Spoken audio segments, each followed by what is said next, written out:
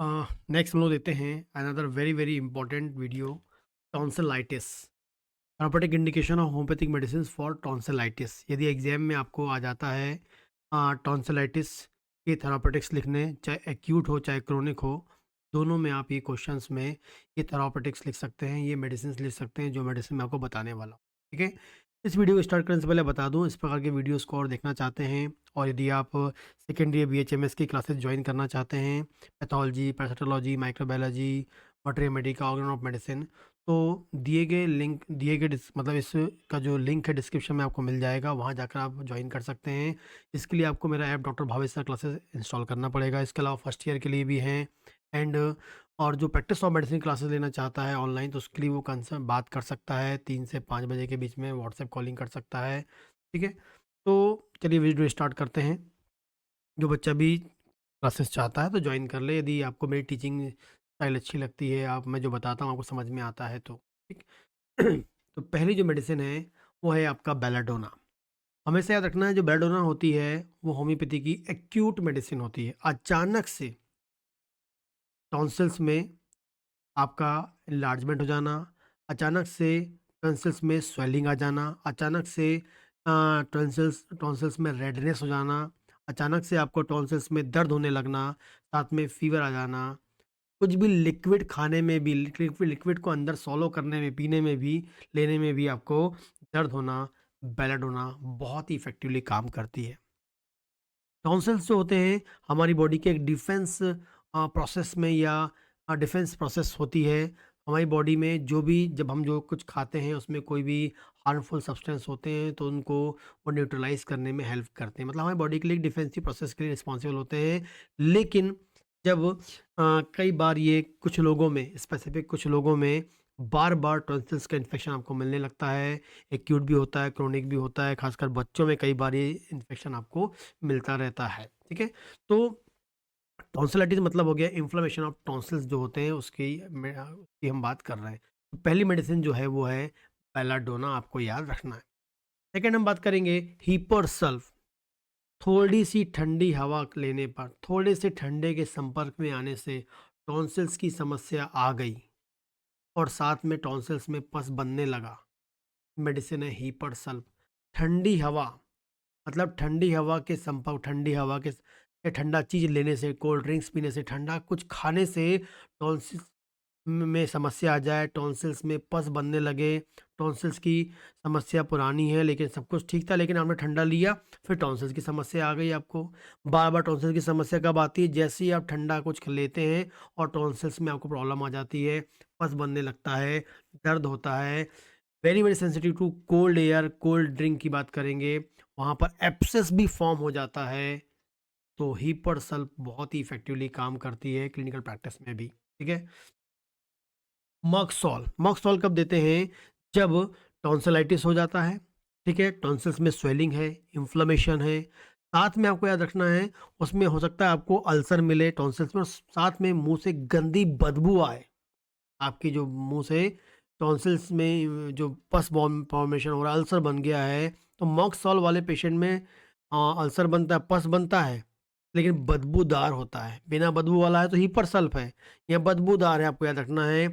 मुंह में बहुत अधिक सलाइवा आएगा, ऑफेंसिव ब्रीथ मिलेगी, मेटेलिक टेस्ट मिलेगा, और रात के समय आपकी समस्या बढ़ती है।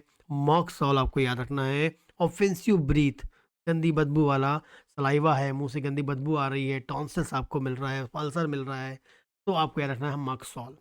आगे रखते हैं फाटोलक्का डी, डिकेंड्रा। फाटोलक्का बी भी आता है लेकिन फाटोलक्का डी की बात कर रहे हैं। यदि आपके टॉन्सिल्स कैसे हो जाएं, एकदम नीले नीले हो जाएं, बिल्कुल नीले नीले हो जाएं, एकदम डार्क डार्क कलर में दिखेंगे आपके, डार्क रेड ब्लूइश आपको मिलते हैं। ठीक है, इसके अलावा क्या बोलूँगा, जो उसका जो दर्द है, टॉन्सिल का जो दर्द है, वो आपके टंग, मतलब आप जहाँ से टंग स्टार्ट होती है वहाँ पर आपको दर्द होता है, कान तक जाता है, और कुछ थोड़ा बहुत लेते हैं तो उस कारण से भी आपके क्या होता है, ये जो दर्द है आपको पैदा होता है जो कान तक जाता है। ठीक है, तो इसमें आपको कैसा मिल रहा है? टॉन्सिल्स, टॉन्सिल्स आपको मिल रहा है डार्क रेड ब्लूइश टॉन्सिल मिल रहा है, जो आपके कान तक आपको दर्द पहुंचाता है, थोड़ा सा लेने पर भी, थोड़ा सॉलो करने पर भी। ठीक है, नेक्स्ट मेडिसिन देखते हैं हम लोग, लैकेसिस। लैकेसिस जो है ये खासकर लेफ्ट साइड के टॉन्सिल्स पे बहुत लाजवाब काम करती है। यदि किसी को बार बार लेफ्ट साइड के टॉन्सिल्स में प्रॉब्लम होती है, लेफ्ट साइड के टॉन्सिल्स में इन्फेक्शन मिलता है और वो इन्फेक्शन लेफ्ट से राइट की ओर जाता है, ठीक है, तो लैकेसिस बहुत ही इफेक्टिवली वर्क करती है। पेशेंट बोलेगा कि सर पहले यहाँ पर समस्या होती है और फिर राइट साइड की ओर जाता है, तो लैकेसिस है। इसके अलावा टॉन्सिल्स के कारण क्या होता है, या हम बोलेंगे पेशेंट को, इसे आप टाई लगाता है तो तकलीफ होती है, कॉलर के टच होने से भी उसको गर्दन में, नेक में प्रॉब्लम मिलती है टॉन्सिल्स के। जब उसको टॉन्सिल्स की समस्या होती है तो इतना अधिक सेंसिटिव होता है कि कॉलर भी टच हो जाए तो वो उसको, उसकी समस्या को बढ़ाती है। और ख़ासकर इसमें जो टॉन्सिल्स की जो प्रॉब्लम होती है, रात में, नाइट में एग्रावेशन मिलता है। आपको याद रखना है लैकेसिस, ठीक है। आगे बात करते हैं एपिस मेलिफिका। एपिस मेलिफिका में टॉन्सिल्स में क्या होती है, आपको स्वेलिंग दिखेगी, इडीमेटस स्वेलिंग मिलेगी, टॉन्सिल स्वेलिंग मिलेंगे, उसमें चुभने वाला दर्द होगा, ठीक है। और गर्म चीज़ से, चीज़ खाने से, गर्म चीज़ पीने से टॉन्सिल्स में आपको और अधिक समस्या बढ़ जाती है, जो स्वेलिंग है उसमें और अधिक समस्या बढ़ जाती है। लेकिन कोल्ड ड्रिंक लेने से, कोल्ड पीने से, या आपको ठंडा चीज़ अप्लाई करने से आपको रिलीफ मिलता है, ठीक है। यदि टॉन्सिल्स की समस्या कोल्ड चीज़ से ठीक हो जाती है, कोल्ड टॉन्सिल्स में जो दर्द है वो कोल्ड एप्लीकेशन से, कोल्ड ड्रिंक पीने से, कोल्ड वाटर पीने, ड्रिंक नहीं मतलब कोल्ड ड्रिंक मतलब कोल्ड वाटर पीने से रिलीफ मिलता है और गर्म चीज़ से बढ़ता है, तो एपिस मेलिफिका आपको याद रखनी है। आगे हम बात करेंगे बेराइटा कार्ब। बेटा कार्ब जो है क्रोनिक, लंबे समय से यदि किसी को टॉन्सिल्स की समस्या है, लंबे समय से यदि किसी को टॉन्सिल्स की समस्या है, लंबे समय से टॉन्सिल्स में स्वेलिंग है, उसके साइज लंबे समय से बड़े हुए हुए हैं, बार बार इन्फेक्शन, बार बार टॉन्सिलाइटिस होता है, क्रोनिक समय से टॉन्सिल्स साइज बड़े हुए हैं, तो बेटा कार्ब सोचना है। बार बार टॉन्सिल्स का इन्फेक्शन होता है तो बेटा कार्ब समझना है।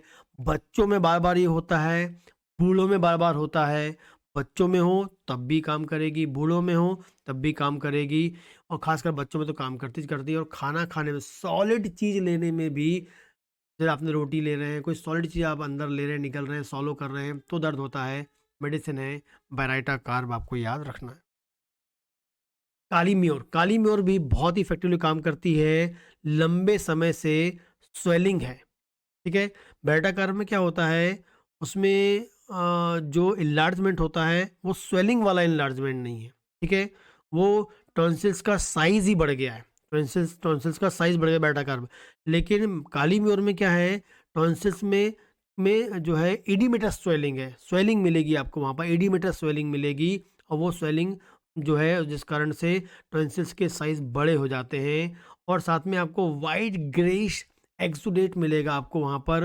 मतलब जो टॉन्सिल्स में जो एडिमेटर स्वेलिंग हुई है, आपने एडिमा पढ़ा होगा, इसमें होता है, एक होता है आपका ट्रांसपेरेंट वाला या ट्रांसल्यूसेंट, मतलब सिंपल वाला होता है, और एक होता है पस वाला, पस वाला एडिमेटेड स्वेलिंग होती है। तो इसमें पस वाली आपको एडिमेटेड स्वेलिंग मिलेगी, वाइटिस ग्रेश एक्सुडेट मिलेगा टॉन्सिल्स में, और साथ में जो आपका उसमें स्वेलिंग मिलेगी, ठीक है। और साथ में हो सकता है कि जो आजू बाजू के जो लिम्फ नोड्स होते हैं आपके, जो पास के जो लिम्फ नोड्स होते हैं उसमें भी आपको स्वेलिंग मिलती है, तो काली म्योर याद रखना है। क्रोनिक फॉलिकुलर जो है टॉन्सिलाइटिस आपको मिलेगा, वाइट ग्रेस एक्सुडेशन मिलेगा, ग्लैंडुलर स्वेलिंग मिलेगी टॉन्सिल्स में भी, आप साथ में आपको जो लिम्फ नोड्स होते हैं उसमें भी आपको स्वेलिंग मिलेगी। सिलिसिया, बार बार टॉन्सिल्स में पस बनता है, बार बार पस फॉर्मेशन की टेंडेंसी होती है, रिकरेंट सपोरेटिव टॉन्सिलाइटिस, रिकरेंट सपोर मतलब पस बनाने वाला टॉन्सिलाइटिस होता है, एब्सेस बन जाता है, ऑफेंसिव पस बनता है, ठीक है। उसके हेड में आपको स्वेटिंग मिलती है, पेशेंट बहुत अधिक चिली होता है, आपको याद रखना है सिलिसिया बहुत ही इफेक्टिवली काम करती है।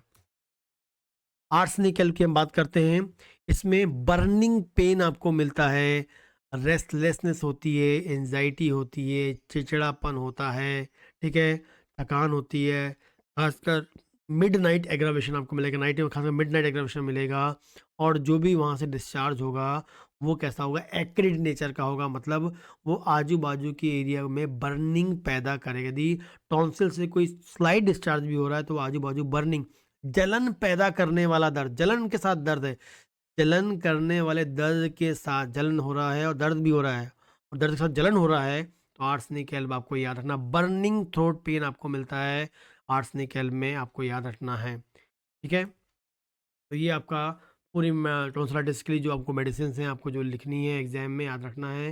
बेलाडोना, हिपरसल्फ, मैक्सॉल, फाटोलक्का डी है, लैकेसिस है, पिस्मेलिफिका है, बेटाकार्ब है, कालीम्योर है, सिलिसिया है और आर्सेनिक एल्ब है।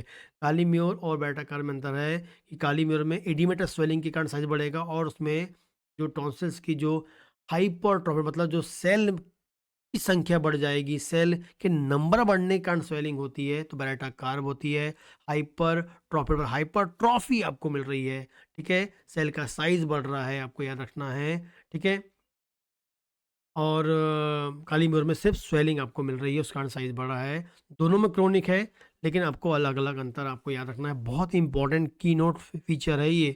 आप देखेंगे और समझ जाएँगे कि ये बेरेटा कार्ब है या काली मिर्च है। बिल्कुल, इसके लिए आपको पैथोलॉजी प्रॉपर्ली आपको आनी चाहिए, क्योंकि का हाइपरट्रॉफी क्या होती है और एडिमेटस स्वेलिंग क्या होती है, ये डिफरेंशिएट करते आपको बनना चाहिए। तो बहुत ही इंपॉर्टेंट क्वेश्चन एग्ज़ाम में आता है, बीएचएमएस में, थर्ड ईयर में आता है, फाइनल ईयर में आ सकता है। एग्ज़ाम में के अलावा आपको क्लिनिकल प्रैक्टिस में क्वेश्चन मतलब आपको पेशेंट मिल सकते हैं, तो आप इसको यूज़ कर सकते हैं क्लिनिकल प्रैक्टिस में भी on the basis of symptom similarity के बेस पे, ठीक है?